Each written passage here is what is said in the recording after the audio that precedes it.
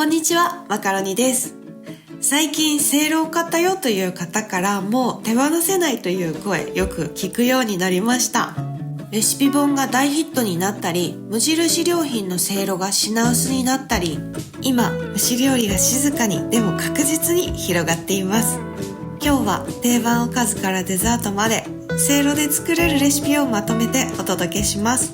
レシピの前にちょっとだけ使い方を押さえておきましょう。まず毎回使用する前にせいろ全体を濡らします。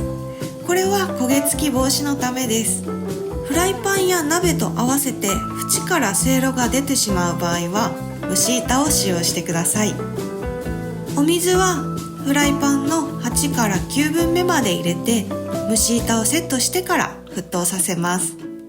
クッキングシートや蒸し布を敷いたせいろに食材を入れて蓋をしてから蒸します。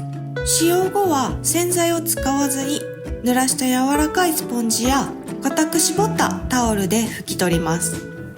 カビ防止のため通気性のいい場所でしっかりと陰干しをして完全に乾かしてから陰通しのいい場所へ収納してください。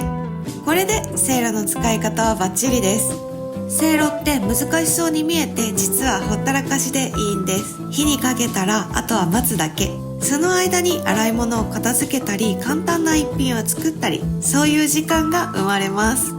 まだ使ったことがない方もすでに愛用している方もどちらにも楽しんでもらえるような内容になっていると思います。それではせいろレシピスタートです。